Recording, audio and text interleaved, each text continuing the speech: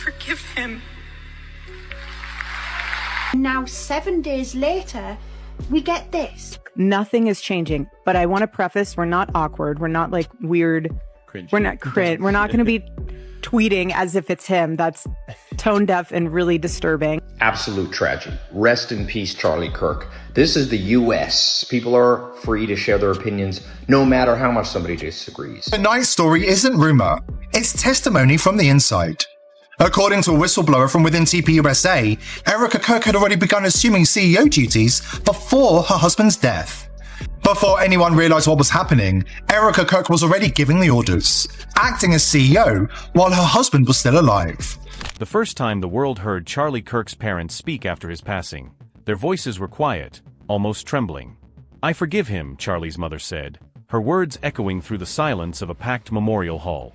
The phrase was simple, but the weight behind it was unmistakable. In that moment, the internet paused. Was this forgiveness for the man who took their son's life, or was there something deeper, something unspoken, hiding in the spaces between their words? Now, just 7 days later, the story has exploded. Nothing is the same. The internet is ablaze with rumors, theories, and a single burning question. Did Charlie Kirk's parents try to warn him about his wife, Erica Kirk? And if so, what did they know that the rest of the world missed? Tonight on Spotlight Vault, we're not just repeating rumors. We're digging into the testimony, the footage, and the timeline that's left millions of viewers stunned. Because this isn't just about a family in mourning, it's about power, legacy, and the secrets that can tear even the closest families apart. It all started with a whisper, a rumor that quickly grew into a storm. In the days after Charlie Kirk's tragic and sudden passing, the internet was flooded with questions. But one question rose above the rest. What was really going on behind the scenes in the Kirk family? As tributes poured in and Turning Point USA scrambled to maintain its public image, a new narrative began to take shape. According to sources close to the family, Charlie's parents had long harbored doubts about Erica. Some even claimed they tried to warn their son, but their concerns were brushed aside. At first, it sounded like just another internet conspiracy. But then, old footage began to resurface. Clips from award ceremonies, family gatherings, and Turning Point events. In one now viral video from Charlie's Medal of Freedom ceremony, eagle-eyed viewers noticed something strange. Charlie's parents and Erica barely interacted. They stood apart, avoided eye contact, and seemed to exist in separate worlds, even as the cameras rolled. Was it just an awkward moment, or a sign of deeper tension? The speculation didn't stop there. A whistleblower from inside Turning Point USA claimed that Erica had started assuming CEO duties even before Charlie's death. She was already giving orders, making decisions, acting as if she was in charge, the source alleged. It was like she knew something was coming. The claim sent shockwaves through the conservative community. Was Erica simply stepping up in a time of crisis, or was there a power play happening behind closed doors? As the rumors spread, so did the theories. Some pointed to a mysterious $350,000 wire transfer to an account linked to Erica just weeks before Charlie's death. Others noted her calm, almost rehearsed demeanor at public events, describing her as too composed for someone in the midst of such a personal tragedy. Every detail, from her choice of words at the funeral to her sudden appointment as CEO, was scrutinized and debated. But perhaps the most chilling detail was the silence of Charlie's parents. Once fixtures at his side, they vanished from public view after his passing. No statements, no interviews, no social media posts. For a family that had always been so visible, their absence was deafening. Some speculated they were grieving in private, while others wondered if they had been pushed out, or worse, silenced. The internet, as always, filled the void with its own theories. On Reddit, TikTok, and Twitter, users dissected every frame of every video, searching for clues. Was Erica a grieving widow, or a master strategist? Were Charlie's parents simply heartbroken, or were they trying to protect their son's legacy from forces they couldn't control? The debate raged on, with no clear answers in sight. What makes this story so compelling isn't just the drama, it's the sense that something important is being hidden. In a world where every detail is public, the things we can't see become the most fascinating. And as more information comes to light, the question remains, did Charlie Kirk's parents see the red flags first? And if they did, why didn't anyone listen? As the days passed, the silence from Charlie Kirk's parents became the loudest part of the story. In a world where every tragedy is dissected in real time, their refusal to speak out only fueled the speculation. Why weren't they defending Erica? Why weren't they sharing memories of their son? The absence of their voices became a blank canvas for the internet's wildest theories. Then, a new piece of the puzzle emerged. A podcast clip surfaced, featuring a voice that listeners immediately recognized as Charlie's father. The tone was measured, but the message was unmistakable. We always wanted the best for Charlie. We tried to guide him, but sometimes, you have to let your children make their own choices. The words hung in the air, heavy with regret.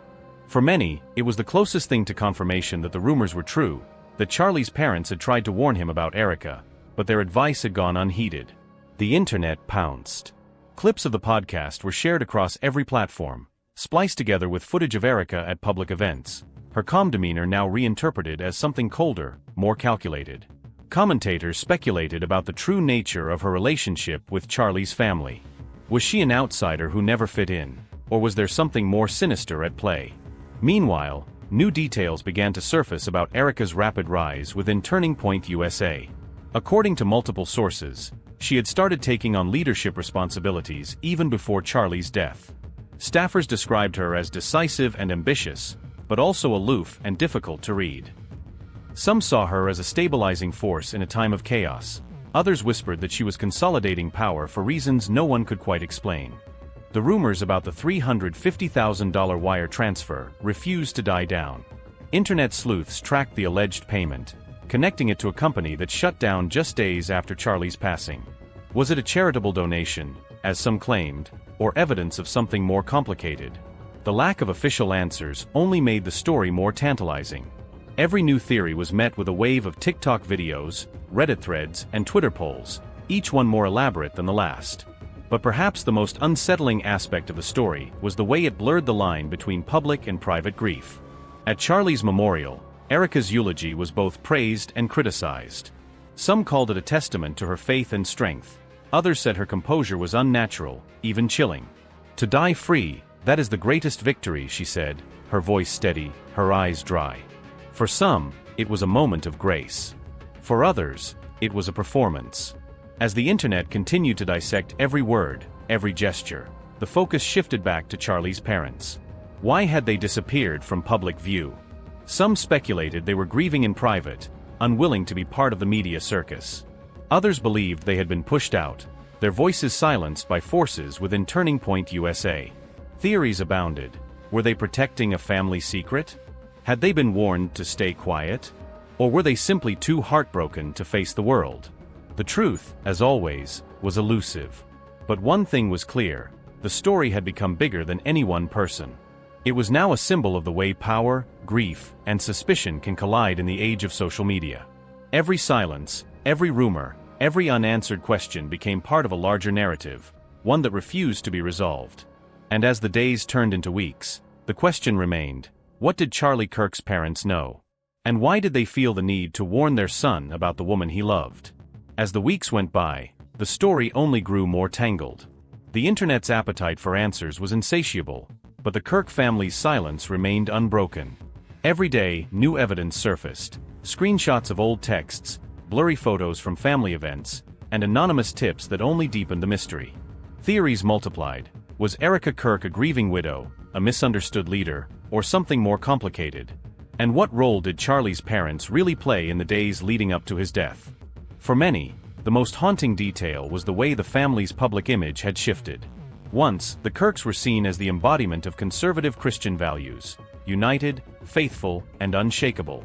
Now, every old photo was re-examined for signs of tension. Clips from past interviews were replayed, with viewers searching for hidden meaning in every glance and every pause. The narrative had changed. What was once a story of love and legacy had become a cautionary tale about trust, ambition, and the secrets that can hide in plain sight. Meanwhile, Erica's position at Turning Point USA became a lightning rod for controversy. Her swift appointment as CEO, just weeks after Charlie's passing, was seen by some as a natural continuation of his work.